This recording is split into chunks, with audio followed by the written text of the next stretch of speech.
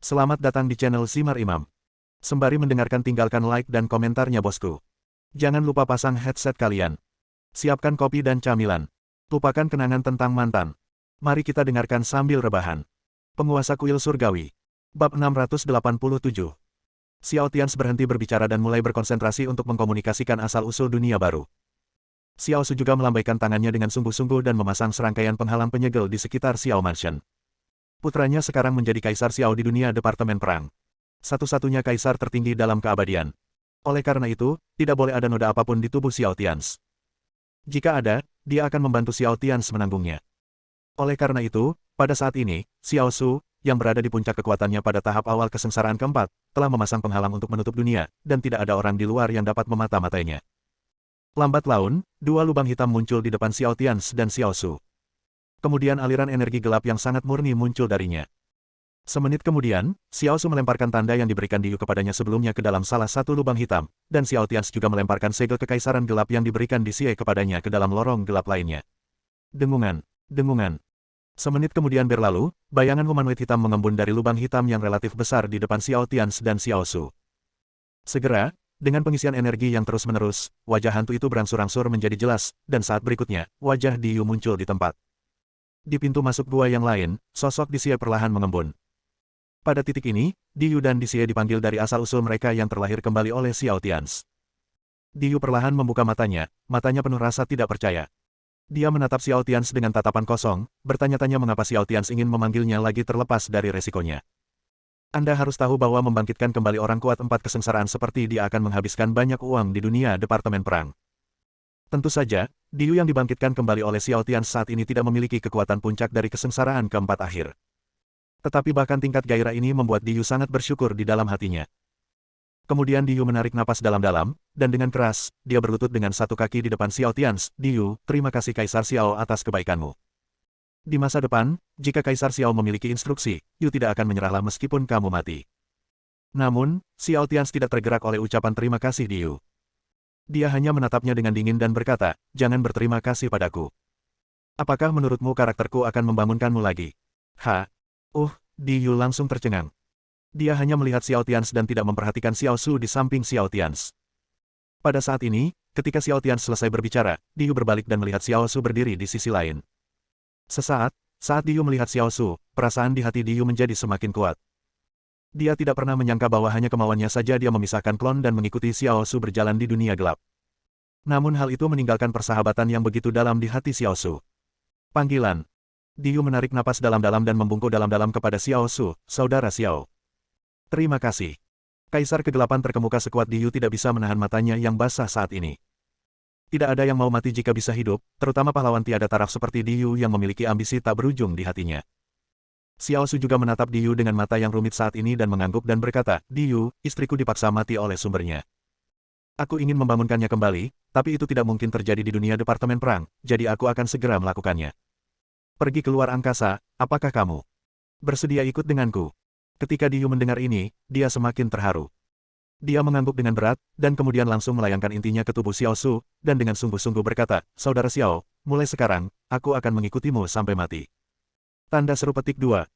Xiao Tians mengerutkan kening dan menatap Diyu dan berkata dengan dingin, Diyu, kamu membantu ayahku membangun kembali dinasti gelap di langit berbintang luar. Setelah membangkitkan ibuku, jika kamu ingin pergi lagi, maka aku tidak akan menghentikanmu. Ini bisa dianggap sebagai hadiah. Penebusan atas dosa yang kamu lakukan di dunia Departemen Perang. Tetapi jika kamu berani mengkhianati ayahku di luar, maka dengarkan baik-baik, dimanapun kamu berada, aku akan membunuhmu. Bagaimana dengan itu? Bang! Diyu bersumpah demi hati taunya. Dia tidak akan pernah mengecewakan kebaikan saudara Xiao dalam hidup ini. Dia bersumpah pada Xiao Tians dengan sungguh-sungguh. Xiao Su juga mengangguk dengan kebingungan, lalu secara pribadi membantu Diyu berdiri, dan berkata kepada Xiao Tians, jangan khawatir Tians, kata-kata Diyu dapat diandalkan. Kompleksitas dan emosi dalam hati Diyu tak terlukiskan saat ini. Dia menarik napas dalam-dalam lagi, memandang Xiao Tians dengan rumit dan berkata, yakinlah, Kaisar Xiao, bagaimanapun juga, Yu juga anggota dunia Departemen Perang, dan tidak akan pernah mengkhianati Zan dalam hidup ini. Dunia. Xiao Tians mengangguk dan tidak berkata apa-apa lagi pada Diyu. Saat ini, Di Xie, yang berada di lorong hitam lainnya, juga membuka matanya. Ketika dia jatuh sebelumnya, dia hanya berada pada tahap awal dari 3 kesengsaraan, tetapi sekarang tubuh gelapnya dipadatkan oleh Xiao Tians lagi, itu telah mencapai tahap kesengsaraan palsu keempat. Sangat kuat. Era apa sekarang? Berbeda dengan Diyu, kalimat pertama di Xie setelah sadar adalah menanyakan berapa lama waktu telah berlalu. Xiao Su dan Xiao Tians tidak berbicara, dan Diyu berkata dengan penuh emosi, di Xie, hanya 2 bulan telah berlalu sejak kematianmu. Di Jia sudah mati, dunia gelap hilang, dunia Departemen Perang bersatu. Xiao, mengapa kamu tidak segera berterima kasih kepada Kaisar Xiao karena telah membangunkanmu kembali? Saat Diyu berbicara, dia menyampaikan pesan kepada Di Xie. Itu tentang apa yang terjadi di dunia Departemen Perang setelah Di Xie jatuh ke bawah tanah di benua tengah. Di Xie sangat terkejut. Setelah terkejut dalam waktu yang lama, dia sadar kembali dengan susah payah. Kemudian Di Xie juga berterima kasih kepada Xiao Tians dan Xiao Su dan kembali ke perkemahan Xiao Su. Sekarang Diyu dan Dixi telah dibangkitkan, Xiao Tians juga membangunkan Di Qiong, Di Zhu, Sun dan Di Yue, 4 kaisar kegelapan teratas pada saat itu. Tentu saja, untuk mereka berempat, Xiao Tians secara langsung menekan inti mereka ke dunia Departemen Perang dan memberi mereka kesempatan untuk bangun kembali. Saat ini, Xiao Su sudah memiliki 7 kaisar kegelapan di sisinya. Kecuali Xiao Su dan Di Yu yang berada di tahap awal 4 kesengsaraan yang sebenarnya, 5 pembangkit tenaga listrik gelap yang tersisa semuanya dikendalikan ke tingkat 4 kesengsaraan semu, sehingga memudahkan Xiao Su dan Di Yu untuk mengendalikan mereka. Pada saat yang sama, ketika Xiao Tians memakan asal-usul dunia Kementerian Perang untuk membangunkan kembali Di Yu, Dixi dan lainnya, 6 pembangkit tenaga listrik teratas termasuk Wan Tiansui dan Wan Tiansui yang sedang mendiskusikan pembentukan Dewan Surgawi di Xia Jing Celestial Markas Besar Dinasti juga merasakan sesuatu. Inilah beberapa perubahan di dunia Departemen Perang. Perasaan mereka yang paling langsung adalah bahwa fondasi dunia Departemen Perang sepertinya telah hilang. Dunia Departemen Perang berfluktuasi dengan hebat 2 kali. Beberapa dari 6 orang memikirkan sesuatu di benak mereka, tetapi tidak satupun dari mereka yang mengatakannya dengan lantang. Karena mereka percaya pada Xiao Tians tanpa syarat. Di dalam rumah Xiao yang telah disegel oleh 4 bencana, 6 kaisar kegelapan tertinggi, Kaisar Yu, Kaisar Xie, Kaisar Qiong, Kaisar Zhou, Kaisar Matahari, dan Kaisar Bulan, berdiri dengan hormat di belakang Xiao Su. Saat ini, ketujuh orang itu, termasuk Xiao Su, mengenakan jubah hitam dan topi hitam di kepala mereka. Setelah Xiao Su terdiam beberapa saat, matanya menatap Xiao Tians, penuh keengganan. Setelah Xiao Su menatap Xiao Tians dengan tatapan kosong beberapa saat, dia mengulurkan tangan dan menepuk bahu Xiao Tians dan berkata, "Nak, bagus sekali. Sebagai seorang ayah, aku bangga dengan anak sepertimu." Xiao Tians juga mengerti bahwa Xiao Su benar-benar akan pergi saat ini, jadi dia berkata kepada Xiao Su, "Ayah, apakah kamu tidak akan melihat kakek dan Xiao Xiao lagi?" Xiao Su menunduk dan menatap tubuh gelapnya, dengan sedikit kesedihan di matanya. Berhentilah menakut-nakuti orang tua dan muda. Dan faktanya, Xiao Tians sekarang mengendalikan seluruh dunia Departemen Perang, dan kekuatannya sendiri telah mencapai puncak dari 4 kesengsaraan. Dia sekarang sepenuhnya mampu membantu Xiao Su kembali ke kehidupan normal. Tidak terlalu sulit menggunakan asal mula dunia baru untuk membantu Xiao Su mengubah tubuh kegelapan lagi. Xiao Tians memahami hal ini, dan tentu saja Xiao Su juga memahami hal ini. Tetapi untuk mengurangi sebagian beban Xiao Tians dan untuk dapat membangunkan Tang Yun sendiri, Xiao Su tidak memilih seperti itu. Sebaliknya, dia berencana menggunakan tubuh kegelapannya untuk menyerang bagian luar langit berbintang. Kita tidak perlu tinggal lebih lama lagi. Kita adalah 7 kaisar kegelapan. Setiap kali kita tinggal sebentar, kekuatan kita akan semakin hilang, dan semakin besar kerusakan yang akan terjadi pada seluruh dunia perang. Jadi, ayo kita pergi. Tians, jaga keluargamu, kata Xiao Su sambil memadatkan hantu yang terlihat seperti orang normal dan menyatu ke dalam tubuh Xiao Tians. Dia tidak akan mengucapkan selamat tinggal kepada Xiao Zhantian dan Xiao Xiao secara langsung, hanya diganti dengan foto. Setelah melakukan semua ini, Xiao Su tidak ragu-ragu lagi, dia berbalik dan membuka jalan dengan satu pukulan, jalan yang sama yang ditinggalkan Zero dari medan perang di luar wilayah. Kemudian Xiao Su mengambil satu langkah ke depan, memasuki lorong, dan langsung meninggalkan dunia Departemen Perang. Xiao Tians mengulurkan tangannya ke arah punggung Xiao Su yang pergi dan membuka mulutnya. Rupanya dia ingin mengatakan sesuatu yang lebih kepada Xiao Su, namun sosok Xiao Su telah menghilang sama sekali. Dan kali ini, mulai sekarang, kita akan dipisahkan oleh langit berbintang yang tak berujung dan 2 dunia. Xiao Tians tidak tahu kapan dia bisa bertemu Xiao Su lagi. Ayah, semoga perjalananmu menyenangkan. Sepanjang perjalanan, Xiao Tians bergumam di punggung Xiao Su dengan sangat enggan. Setelah itu, Di Yu, Di Xie, Di Qiong, Di Zhou, Di Sun, dan Di Yue juga membungkuk kepada Xiao Tians, menangkupkan tinju mereka dan berkata, "Kaisar Xiao, kami juga akan mengikuti Kaisar Xiao yang lama, tolong jaga dirimu. Jangan khawatir, dengan perlindungan kita berenam, Kaisar Xiao tua akan baik-baik saja." Kemudian, setelah Di Yu, Di Xie dan yang lainnya selesai berbicara, mereka juga pindah, terbang ke lorong, dan pergi. Pada titik ini, total 7 kaisar kegelapan yang awalnya berasal dari dunia Departemen Perang, Jenderal Xiao Tians yang kalah, semuanya mengikuti Xiao Su dan meninggalkan dunia Departemen Perang. Dan saat ini, Xiao Tians memiliki perasaan di dalam hatinya. Dengan pemikiran Diyu dan kelompok orang-orangnya, dan di bawah kepemimpinan ayahnya yang juga merupakan pahlawan tiada taraf, kelompok orang-orang mereka benar-benar dapat membentuk tim yang kuat di langit luar angkasa yang luas dan tak terbatas dan membentuk tim yang kuat. Surga gelap yang kejam muncul. Firasat ini sangat kuat, sangat kuat. Panggilan. Setelah Xiao Tians menyuruh Xiao Su dan yang lainnya pergi, dia juga menarik napas dalam-dalam. Saat berikutnya, Xiao Tians melambaikan tangannya dan melepaskan penghalang batas yang baru saja diatur Xiao Su. Kemudian Xiao Zhantian yang berambut putih keluar. Saat ini, Xiao Zhantian sudah menangis. Tapi matanya sangat tegas. Entah dia pergi atau tidak, akulah yang salah menyalahkannya, Tians. Sebelum ayahmu akhirnya pergi, aku masih belum bisa meminta maaf padanya. Katakan, maafkan aku. Xiao Zhantian saat dia berbicara, 2 baris air mata jatuh lagi dari sudut matanya. Xiao Tians menarik napas dalam-dalam dan berkata kepada Xiao Zhantian, kakek, jadi kamu harus hidup, kamu harus menerobos ke tingkat Raja Manusia. Hanya di tingkat Raja Manusia kamu dapat menembus beberapa belenggu di tubuh manusia. Dan hidup lebih lama. Xiao Tians berhenti sejenak, lalu melanjutkan, jadi, kakek, aku yakin suatu hari nanti, ketika kamu bertemu ayahmu lagi, kamu sendiri akan bisa mengatakan ini padanya. Ketika Xiao Zhantian mendengar ini, dia mengangguk dengan berat, dan aura alam tingkat guru Tao memenuhi udara dan menjadi sangat padat. Xiao Zhantian mengepalkan tinjunya erat-erat dan berkata, baiklah, Tians, kamu benar, aku ingin menerobos Raja Manusia. Aku harus menerobos. Dan aku harus mencapai level yang lebih tinggi. Aku harus menunggu sampai ayahmu kembali selama seumur hidupku. Pasti. Xiao Tians merasa lega. Mungkin ayahnya Xiao Su bermaksud untuk tidak kembali mengucapkan selamat tinggal kepada Xiao Zhantian. Xiao Zhantian sudah tua.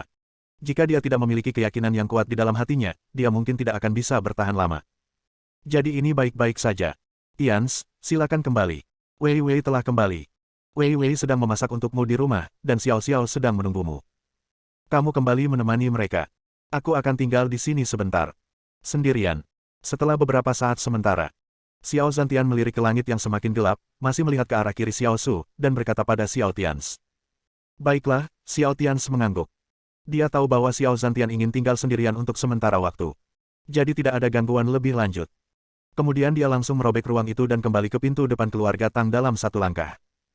Ketika Xiao Tians kembali ke keluarga Tang kali ini, hanya sekitar 2 hari telah berlalu sejak dia pergi dari sini terakhir kali. Tapi baginya, itu terasa seperti dunia yang jauh. Di dalam keluarga Tang, lampunya terang benderang dan suasananya damai. Hanya berdiri di luar rumah keluarga Tang, Xiao Tians bisa mendengar tawa dan tawa di dalam rumah keluarga Tang, serta kicauan kecil dan teriakan gembira. Anda juga bisa mendengar suara Gao Wei yang sedang memasak di dapur. Itu adalah perasaan seperti di rumah sendiri. Perang telah sepenuhnya berakhir. Tidak ada lagi ancaman di dunia Departemen Perang, dan Xiao Tians akhirnya bisa menjalani kehidupan yang damai. Jalani kehidupan yang dia inginkan di dalam hatinya. Wei Wei. Xiao Xiao. Aku kembali. Xiao Tians tersenyum, lalu melangkah ke Tang Mansion dan berjalan menuju Gao Wei Wei dan Xiao Xiao. Bab 688. Jauh di dalam Tang Mansion, di dapur villa Xiao Tians, 4 wanita unik, Gao Wei Wei, Gao Xiaoying, Tang Xia, dan Tang Yan, sedang memasak sambil berbicara dan tertawa. Xiao Xiao berlari mengitari dapur mengejar seekor harimau kecil yang mencium wangi dan ingin masuk dan mencuri makanan. Tidak lama setelah harimau kecil itu lahir, dia sangat rakus dan suka makan daging. Bang-bang. Saat berikutnya, harimau kecil itu berlari ke talenan tempat Gao Xiaoying sedang memotong sayuran, mengambil seteguk besar daging rusa, dan melarikan diri. Gao Xiaoying sangat marah hingga dia menjadi gila. Dia mengambil pisau dapur dan mencoba memotong harimau kecil itu, tetapi harimau kecil itu lari dalam sekejap. Xiao Hua, jangan lari. Jika kamu lari lagi, aku akan menghajarmu. Xiao Xiao, yang mengenakan rok bunga lolita, mengejar harimau kecil itu dari belakang. Hanya dari binar mata kecil Xiao Xiao, orang dapat mengetahui bahwa dia sengaja memanjakan harimau kecil itu. Bibi, jangan arahkan pisaunya ke sana. Xiao Hua adalah seekor harimau dan akan menggigitmu. Xiao Xiao menunjukkan 2 gigi harimau kecil yang sangat lucu dan berkata kepada Gao Xiaoying dengan nada mengancam. Kakak, lihat Xiao Xiao, dia di sini untuk menggangguku lagi. Gao Xiaoying cemberut dan menghentakkan kakinya. Tidak mungkin, Xiao Xiao benar-benar bak. Sebagai garis keturunan langsung dari satu-satunya kaisar di dunia Departemen Perang, dia tidak perlu berlatih sama sekali. Setelah bangun, kekuatan garis keturunannya akan meningkat seiring dengan kelanjutan ayahnya Xiao Tians untuk menjadi lebih kuat. Bangun semudah makan dan minum. Misalnya, sekarang, Xiao Xiao yang luar biasa, kekuatannya telah mencapai tahap awal kehidupan. Tidak banyak manusia tingkat raja di seluruh dunia Departemen Perang, dan mereka hampir sampai. Hei! Gao Xiaoying tidak bisa menahan diri untuk tidak menamparkan kepalanya karena depresi, dengan ekspresi putus asa di wajahnya. Alasannya juga sangat sederhana. Dia, sepertinya, ya, sungguh, tidak bisa mengalahkan Xiao Xiao. Bagi Gao Xiaoying, ini adalah kisah yang sangat menyedihkan. Seiring bertambahnya usia Xiao Xiao, pikirannya tumbuh semakin kuat, dan seiring dengan semakin kuatnya kekuatannya, tubuhnya telah lama melampaui tinggi badan anak normal berusia 5 atau 6 tahun saat ini. Tingginya sudah 1,34 meter. Ingat dalam 1 detik, dikatakan bahwa anak-anak tumbuh dengan cepat. Nah, Xiao Xiao tumbuh lebih cepat setelah mewarisi gen luar biasa dari Xiao Tians dan Gao Weiwei. Gao Wei tersenyum bahagia.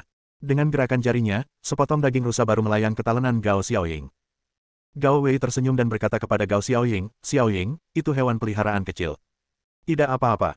Ia tidak akan menggigit kamu. Ya, rumah kami mungkin adalah tempat teraman di dunia. Ada ratusan prajurit tingkat kaisar di tingkat kaisar cahaya." Tidak apa-apa jika Gao Weiwei tidak mengatakan apa-apa, tapi setelah dia mengatakannya, Gao Xiaoying merasa lebih sedih. Hari-hari ini, dia telah melihat berkali-kali bahwa penjaga tingkat kaisar dan kaisar di Istana Tang ditipu oleh iblis kecil itu. Bahkan dua Master Dao yang kuat yang diam-diam menjaga Istana Tang tidak dapat melakukan apapun terhadap Xiao Xiao. Salah satunya adalah seorang lelaki tua yang sedang sekarat dengan janggut putih. Jenggotnya yang telah tumbuh selama beberapa dekade hampir seluruhnya dipotong oleh Xiao Xiao. Namun pihak lain tidak berani mengambil tindakan terhadap Xiao Xiao, karena Xiao Xiao mengatakan kepadanya bahwa ayahnya tidak memiliki janggut, dan dia akan terlihat lebih baik dan lebih tampan tanpa janggut. Nah, ketika lelaki tua berjanggut putih di alam kematian mendengar nama Xiao Tians, dia hanya memiliki kekaguman dan rasa hormat di dalam hatinya. Saya tidak dapat menemukan kata-kata untuk membantahnya sama sekali. Jadi akhir-akhir ini, karena ketidakhadiran Xiao Tians dan Gao Weiwei, semua ahli top di Tang Mansion telah disiksa oleh Xiao Xiao. Belum lagi Xiao Xiao yang telah melewati level hidup tanpa dikalahkan, siapa yang berani melakukannya? Dan ketika semua orang menemukan Tang Zhen dan Xiao Zhantian mengeluh, ya, kedua lelaki tua itu pada dasarnya mengusir mereka. Hihi, Bibi Xiaoying, ibu benar, Xiao Hua hanyalah hewan peliharaan, tidak akan menggigit, jangan khawatir. Setelah Xiao Hua menyelesaikan novelnya, pikiran lain muncul di benaknya, dan dia diam-diam menghasut Xiao Hua untuk menggigitnya lagi. Gao Xiaoying memotong kembali daging rusa itu dan mengambilnya. Gao Xiaoying. Namun saat berikutnya, harimau kecil, yang baru saja akan dibawa pergi oleh Xiao Xiao, tetap diam di tempatnya. Harimau kecil itu masih memiliki daging di mulutnya, dan kedua matanya yang kecil berputar-putar, meminta bantuan kepada Xiao Xiao. Hah? Xiao Hua, kamu lari, kenapa kamu tidak lari? Kata Xiao Xiao kepada harimau kecil dengan bingung. Namun harimau kecil itu tetap tidak bergerak. Jadi saat berikutnya, Xiao Xiao menggunakan kekuatannya sendiri untuk memeluk harimau kecil itu dan ingin melarikan diri bersamanya, tapi anehnya, dia tidak bisa menahannya. Harimau kecil itu sepertinya dipenjara di sana, dan bahkan dengan sedikit kekuatan, jelas dia tidak dapat membuka kurungan tersebut. Pada saat ini, Gao Weiwei, yang melihat pemandangan ini, tertegun sejenak, dan kemudian senyum di wajahnya menjadi lebih besar, dan perasaan kerinduan dan kebahagiaan yang mendalam melonjak di dalam hatinya. Bu, jangan larang Xiao Hua, tolong segera lepaskan ikatannya, Bu. Xiao Xiao melihat Gao Weiwei tersenyum dan merasa bahwa Gao Weiwei lah yang menahan harimau kecil itu. Jadi dia dengan cepat dan menyedihkan meminta bantuan Gao Weiwei. Gao Weiwei tersenyum dan menggelengkan kepalanya ke arah Xiao Xiao dan berkata, Xiao Xiao, bukan aku yang mengambil tindakan. Yah. Xiao Xiao memiringkan kepalanya dan menatap Gao Weiwei. Dia tahu bahwa Gao Weiwei tidak akan berbohong padanya, jadi setelah berpikir sejenak, matanya tiba-tiba berbinar dan dia akan meneleponnya ayah. Tawa Xiao Tians terdengar dari belakangnya. Xiao Xiao, Bibi Xiaoyingmu sangat baik padamu, kamu tidak bisa mengganggunya sepanjang waktu, tahu. Haha, sosok Xiao Tians muncul diam-diam di pintu dapur dan berkata kepada Xiao Xiao sambil tersenyum. Ayah, ibu adalah ayah, dan ayah telah kembali. Hahaha, ayah telah kembali, Xiao Xiao melompat dan kemudian membenturkan kepalanya tepat ke langit-langit di atas kepalanya. Tapi Xiao Xiao dengan cepat melompat turun lagi, dan melemparkan dirinya ke pelukan Xiao Tians dengan penuh kegembiraan. Nah, untuk langit-langit dapur, ada lubang besar yang terbuka. Gao Xiaoying dan Tang Xia melihat ke lubang besar di langit-langit dapur, keduanya merasa tidak berdaya. Debu di langit-langit mulai berjatuhan. Lalu bagaimana cara membuat makanan ini? Namun saat berikutnya, lubang besar di langit-langit yang baru saja dibuka dengan cepat sembuh, dan debu yang hendak berjatuhan semuanya terhenti dan terisi kembali. Seluruh dapur tidak terpengaruh sama sekali. Xiao Tians memeluk Xiao Tians, dan Xiao Tians mencium wajah Xiao Tians beberapa kali. Hah? Terobosan lagi. Begitu cepat. Ini adalah situasi baru. Xiao Tians terkejut saat merasakan putri kesayangannya telah menerobos lagi saat dia menggendong Xiao Xiao. Yah, Bahkan segel yang dia pasang pada Xiao Xiao beberapa hari yang lalu telah rusak. Xiao Tian segera memikirkannya dan menyadari bahwa ini mungkin disebabkan oleh ledakan darahnya saat terobosan kecil. Gao Weiwei tersenyum lembut dan berkata kepada Xiao Tians, "Yah, bisakah dia tidak menerobos dengan cepat? Dengan ayah sepertimu, Kaisar Dunia, akan aneh kalau dia tidak bisa menerobos dengan cepat. Siapa yang membuat garis keturunanmu begitu kuat?" Petik 2. Saat Gao Weiwei berbicara, wajahnya yang cantik tidak bisa menahan diri untuk tidak memerah. Lagi pula, ada Gao Xiaoying, Tang Yan, dan yang lainnya di dapur saat ini. Lagi pula, kata-kata ini agak ambigu. "Haha, kalian, Weiwei, keluarlah bersama Tians. Makanannya hampir siap. Cukup untuk kita bertiga," kata Tang Yan pada Gao Weiwei sambil tersenyum. Tapi sebelum Gao Weiwei dapat berbicara, Xiao Xiao Xiao dalam pelukan Xiao Tians berkata, "Jika aku tidak keluar, aku ingin memasak untuk ayah. Aku tahu cara memasak. Aku ingin ayah mencicipinya." Setelah Xiao Tians selesai membaca, dia menoleh ke Xiao Tians dan berkata dengan serius, ayah, bolehkah aku memasak untukmu?" Xiao Tians tentu saja tidak akan menolak kebaikan putrinya, jadi dia mengangguk dan berkata sambil tersenyum, "Baiklah, kalau begitu silakan lakukan, dan biarkan ayah merasakan hasil karya putriku." Xiao Xiao mengangguk gembira, lalu melompat langsung dari pelukan Xiao Tians ke Gao Xiaoying, dan berkata kepada Gao Xiaoying, "Bibi, bisakah kamu membantuku?" Gao Xiaoying cemberut, mendengus dan berkata, apakah kamu sudah memohon padaku sekarang?" Xiao Xiao segera menjabat lengan Gao Xiaoying dengan menyedihkan dan berkata, "Tolong, Bibi, aku tidak akan membiarkan Xiao Hua membuat masalah untukmu di masa depan, aku janji." Gao Xiaoying secara alami bercanda dengan Xiao Xiaoying, bagaimana dia bisa benar-benar marah padanya, jadi dia segera membantu Xiao Xiaoying dan mengambil tindakan. Adapun harimau kecil di dapur yang dipenjara oleh Xiao Tians, dia benar-benar panik. Puan kecil dan ayahnya ada di sini. Puan kecilnya jelas sudah lama melupakannya. Itu ada di sana. Tians. Ketika Gao Weiwei hendak berbicara dengan Xiao Tians, suara Tang Zhen terdengar dari luar pintu. Mata Gao Weiwei bergerak. Meskipun dia tidak melihat Tang Zhen, dia merasakan sedikit kesedihan dari kata-kata Tang Zhen.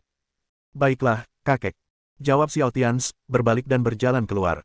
Tang Zhen mendatanginya, jelas karena urusan Tang Yun. Selama pertempuran terakhir, meskipun Tang Zhen tidak melihat adegan ketika Tang Yun jatuh, dia telah mendengarnya sekarang. Gao Weiwei berjalan ke arah Tang Yan dan berkata kepada Tang Yan dengan rumit, "Bibi Tang, kamu bisa pergi juga." Ketika Tang Yan mendengar ini, dia tidak bisa menahan gemetar. Untuk sesaat, dia juga memikirkan sesuatu.